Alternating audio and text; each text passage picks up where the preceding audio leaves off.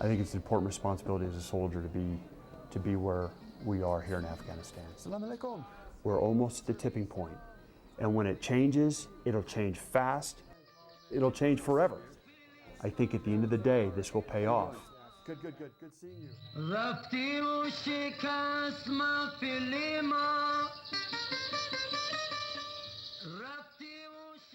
America has been at war in Afghanistan for 10 years. It's been a decade filled with incredible challenges, deadly conflict, and serious lessons learned. Today, Afghanistan is a fragile place, but progress is being made, and Afghans are focused on the way ahead. Jamal Abdul Nasser Siddiqui says the way ahead is clear. As head of strategy and policy at the Ministry of Interior, the government agency responsible for developing professional police forces across the land, Siddiqui knows that what he does here is vital.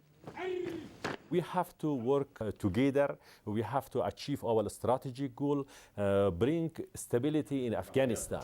I think that'll allow us to focus our efforts. His mentor is Colonel Todd Key, an Alabama native who never thought he'd be in Afghanistan, but then he never thought he'd be a 9/11 survivor. I knew something terrible had happened, but I did not know what.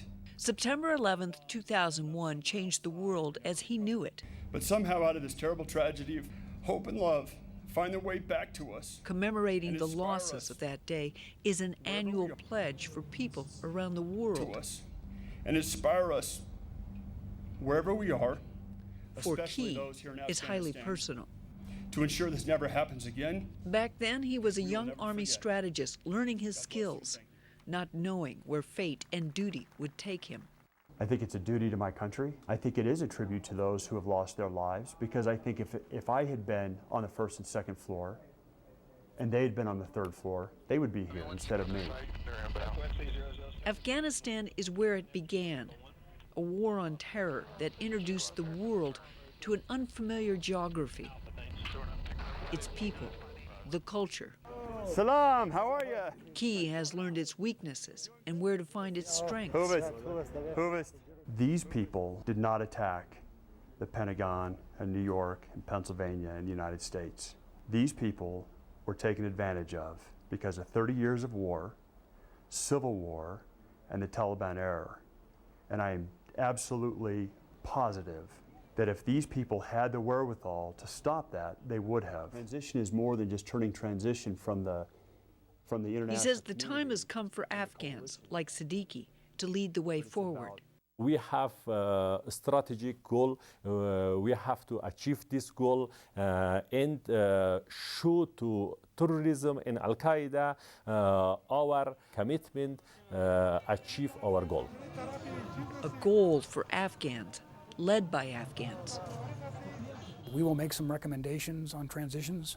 They will make the decisions. Ryan Crocker is U.S. Ambassador to Afghanistan. Where do you see progress? When I came here at the beginning of 2002, Kabul looked like Berlin in 1945. Whole city blocks were obliterated.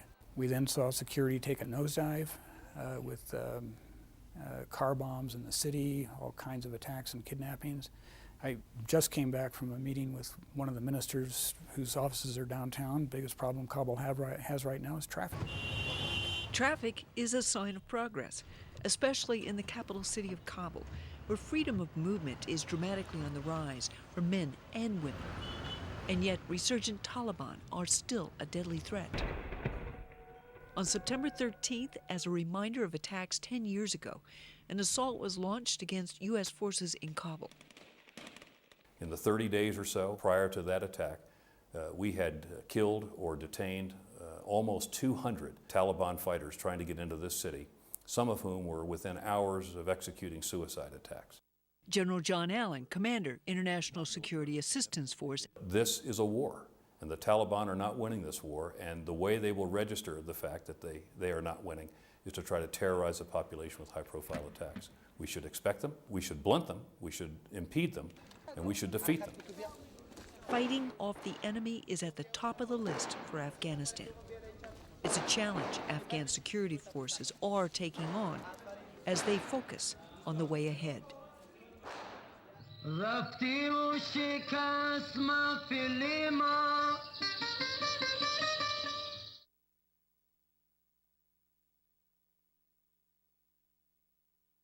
رفتی و شکست محفل ما.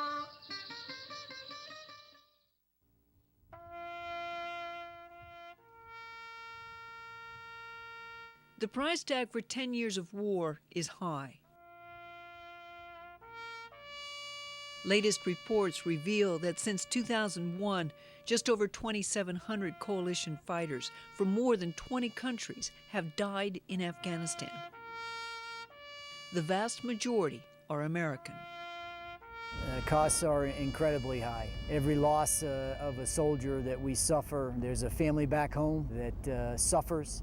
All of our soldiers that served with them suffer, but we have a mission to accomplish, and those soldiers, our heroes, inspire us to continue to serve and to make it matter. Kind of lean into those checkpoints for us. Major General Dan Allen says making it matter is crucial.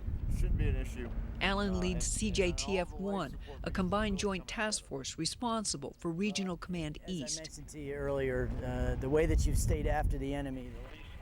14 provinces the size of Pennsylvania, home to 400 Afghan tribes and a 450-mile border with Pakistan. The struggle is there are insurgents coming in every day from across the border.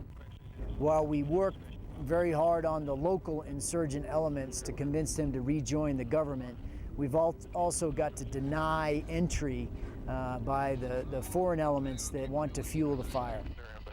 There's nothing easy in Afghanistan. The good news is the people in Afghanistan are their greatest resource, and they know that the future for their country looks far more promising than their past. 10 years ago, Afghanistan existed in the ghostly remains of a Soviet occupation and a destructive civil war. It was land ruled by Islamic militants known for systematic massacres and a deadly alliance with al-Qaeda, a breeding ground for global terrorism. 18, I'll give you that one, that's a 19.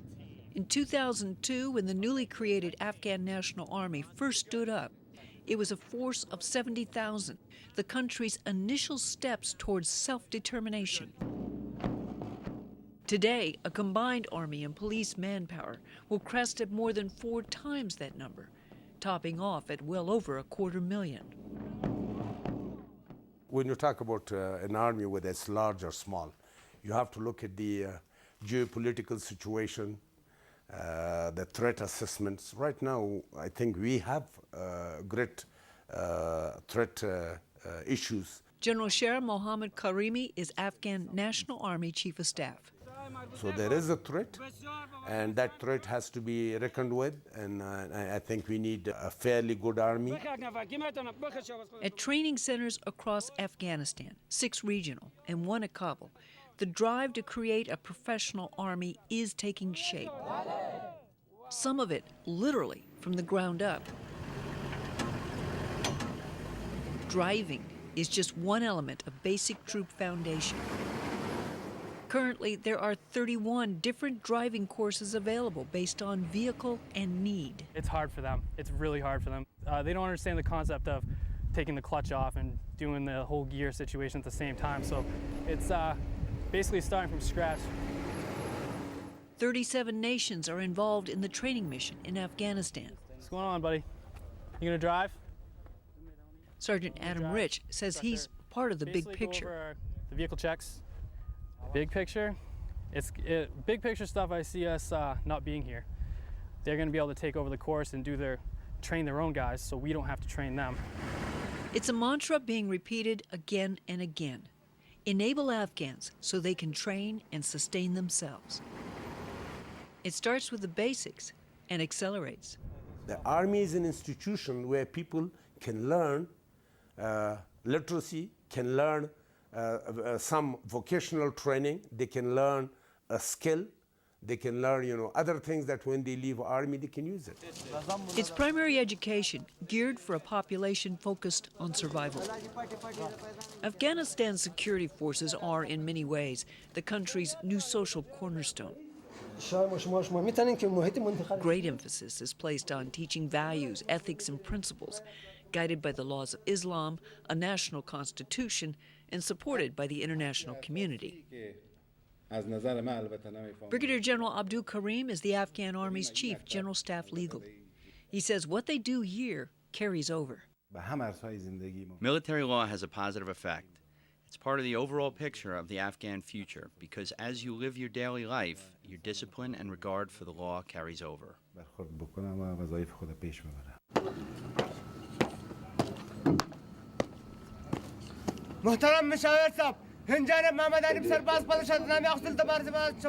It is quite possible this regard for discipline and law does carry over. Here in Lashkar, new police recruits step forward. Once they leave here, they go into the fight, emboldened with new skills, knowledge, faith in themselves, their country, and their cause.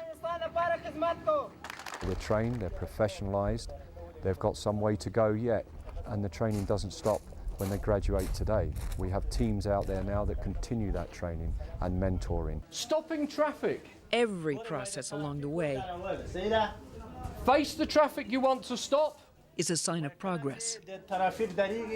In Afghanistan, even simple rudimentary acts are a slap in the face of the enemy. Slow down.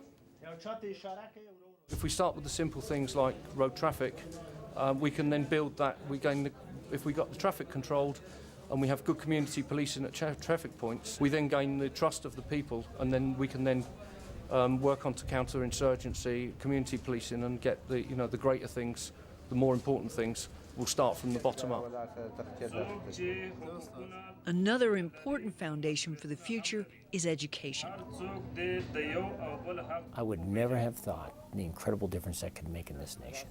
And it benefits us. We're not doing it because we're trying to build a nation and we're trying to raise literacy level. We're doing it because we need competent, capable men, some women who can read and write and do those skill sets are so important for a professional army and a professional police force. I mean, we do it strictly to help us, but the second, third order effects are absolutely enormous.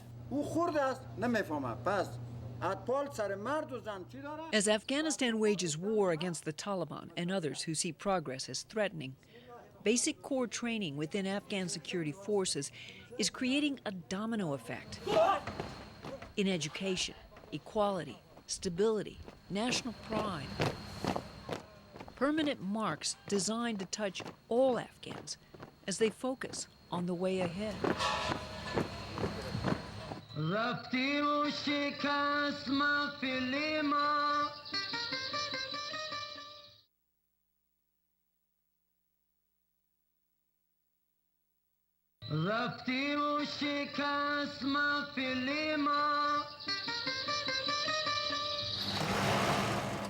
They probably don't know it, but these workers are creating much more than sheets and socks. Every stitch is another thread in the Afghan fabric of sustainability and capability. Economic indicators on a national level. That they are women is a mark of how far Afghanistan has grown as a nation. It allows them to earn an income. It allows them to have a skill set. It brings the men into the equation as well because it allows them to see that there's a safe environment.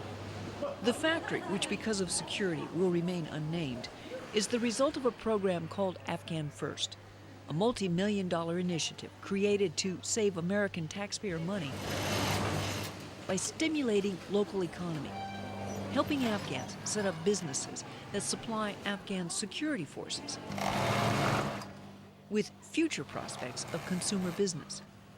Currently, 3 of the companies are run by women.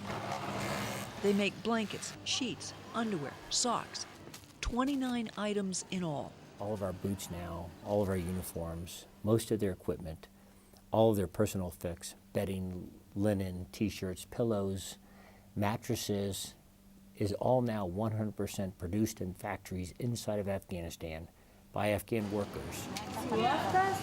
On the U.S. side, it's a savings of $200 million a year. For the 150 women who work here, like Runa, it's a life-changing opportunity. Our family is problem is coming is self our problem at home. Her problem is a poor economy. The money earned here, small by U.S. standards, is enough to buy extra food or new clothes for her children. They know they can contribute. It's a win-win situation by allowing these women to come in and work. Establishing a business in Afghanistan comes with formidable obstacles: materials, equipment, and in this case, recruiting female employees.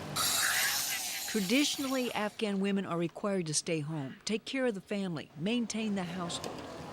Under Taliban rule, women were banned from public life. Having a job wasn't an option. Getting women to come work at the company is just one of the challenges that they've overcome. They've done this by providing an on-site medical clinic and child care.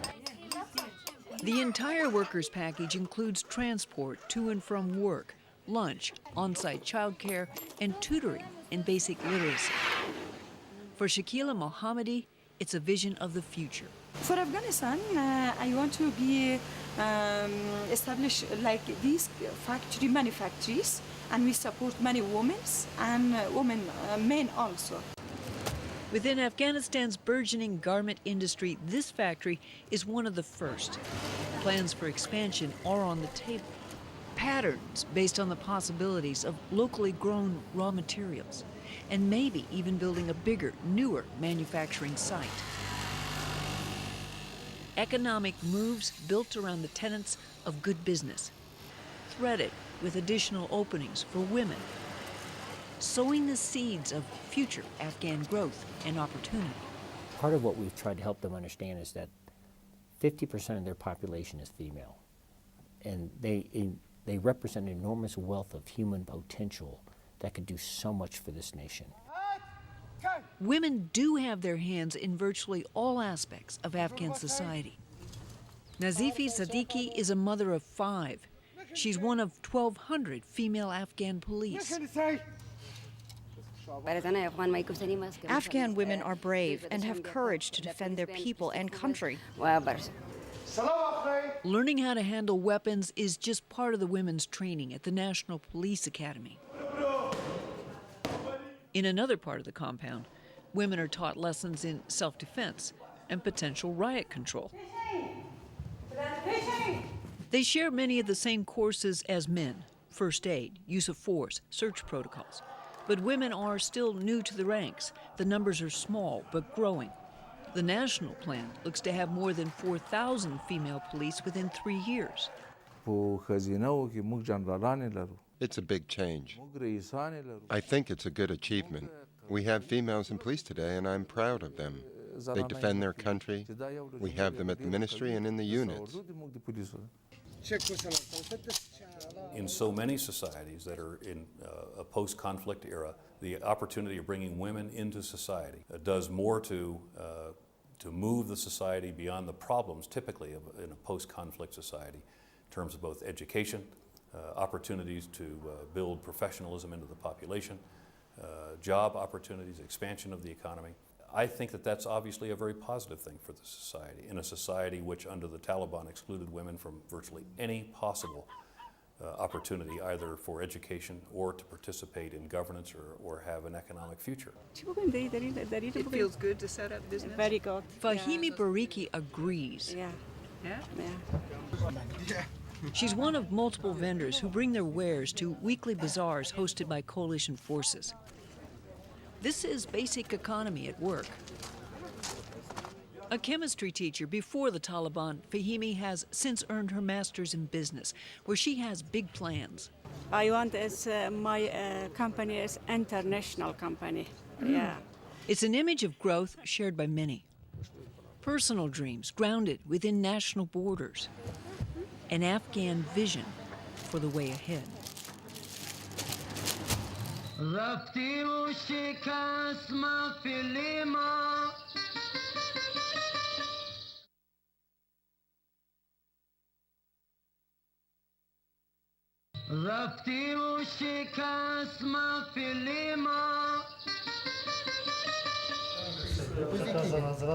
It's not easy to look at human damage like this, but the reality is Afghanistan is a dangerous place. It's a land of conflict where the majority of people injured are civilians. This man learned the hard way. When he was brought in, the report said he was shot in the leg and hand by the Taliban. A case of wrong place, wrong time. That's the bad news. No problem. Just he needs to fix the lower leg after. The good news is he's being cared for at the Paktia Regional Military Hospital. He's got a gunshot wound to the lower right leg, tibia fracture, fractured in 2 places. His right humerus sustained a gunshot wound, and the bone is basically shattered. What they're doing with him right now is trying to attach external fixation to set those fractures for him. This hospital represents what they can do. I see the medical community of the Afghan army kind of leading the way with healthcare development in Afghanistan. The surgeons are Afghan. Is that better? The mentors are U.S. Air Force, part of a medical embedded training team. The hospital was built 7 years ago on the outskirts of Gardez in the eastern part of the country. It's become known as one of the best trauma hospitals around. May through September are the high kinetic seasons here, and we admit about 120 patients a month, 80% of which are combat casualty. The facility itself houses 50 beds, an emergency room, a 6-bed ICU, outpatient clinics, and X-ray capabilities. Dr. Chris Linshield, a trained family physician, is the primary medical mentor. I love it. I get to do a lot of things and see a lot of cases that I don't normally see. I mean, as a family doc, I work in the ER, but you know, military ERs, we take care of a lot of young, healthy people. We don't see a lot of gunshot wounds and IED blasts, so it's very eye-opening here. All care is administered by the Afghan medical team. We love to teach. We love to watch the Afghans learn and grow. They have evolved to a point where they can adequately care for these people and get them back to a good life. As you travel through Afghanistan, signs of better life are easily visible. Goods are being transported along newly finished roadways that connect areas once considered too remote. Merchandise is finding its way to scattered communities, alive with people freely going about their daily business, which appears to be flourishing. In the southern province of Kandahar, in the district of Zari, at the village of Sangzar, birthplace of the Taliban and its leader, Mullah Umar, a very public ribbon-cutting ceremony takes place. It symbolizes the return of a village school and playground to the people and the local bazaar. People wouldn't come here because of the security situation. And how can you have a good bazaar and good government without the security being in place? So Command Sergeant Major Jimmy Carabello is on his 4th deployment to Afghanistan. This one, he says, is making a difference. There's been tremendous progress here. There's 66 shops that are currently open. The people have come here in droves. This is basically a commander's campaign plan that's come to life, and it's a living, breathing thing. You're seeing visible progress. We're making an incredible difference. We're winning. Sahari district is known as the birthplace of the Taliban, and it is still a very dangerous and volatile place. But these days, Sahari is gaining another reputation as a place of progress. The Taliban cannot withstand that type of pressure. It's called a reintegration ceremony. Hosted by Task Force Spartan, guided by Islamic custom. This is historic. In this backdrop, detainees, mostly young men like these, are offered the chance to cut ties with the Taliban, to swear allegiance to the Afghan government, to their local leaders, in exchange for jobs in civil service. The audience is composed of provincial and district officials, as well as influential village elders willing to forgive their trespasses. Afghan leaders who recognize there is another way. People are tired. Even the Taliban fighters that we saw here today, many of them told us that they are tired. It is about getting the momentum it takes us to go over the top here, and a day like today helps to build that to a great deal. Reintegration of Taliban foot soldiers and reconciliation of insurgent leaders is taking place throughout Afghanistan in ceremonies like this. It's a critical component in a far bigger picture. It's a civil-military event, and the solution here is not a military solution. The knockout blow is delivered by the civil side, where we get the governance going, where we get the economic opportunities lined up, we get the economy stabilized and oriented to the future, which is going to be a challenge. This was the fourth poorest country in the world when this war started. It's going to be the fourth poorest country in the world in 2015. So we just have to make sure that to the maximum extent we can take advantage of every aspect of this comprehensive civil-military counterinsurgency. We will be able to remove 10,000 President Obama announced the withdrawal of 10,000 American troops from Afghanistan by the end of this year, another 20,000 in 2012. fully recovering. This December, the international community will meet to reassess its commitment to the continued mission. As of now, Afghanistan will take the lead in all security platforms by October of 2014. The future for Afghanistan is filled with challenges, complex and difficult. But with the help of allies, partners like Colonel Key, whose fate with Afghanistan was woven 10 years ago, it's a vision Afghans can reach as they focus on the way ahead. And it's worth the investment. It is absolutely worth the investment. رفتی و شکست محفل ما رفتی و شکست محفل ما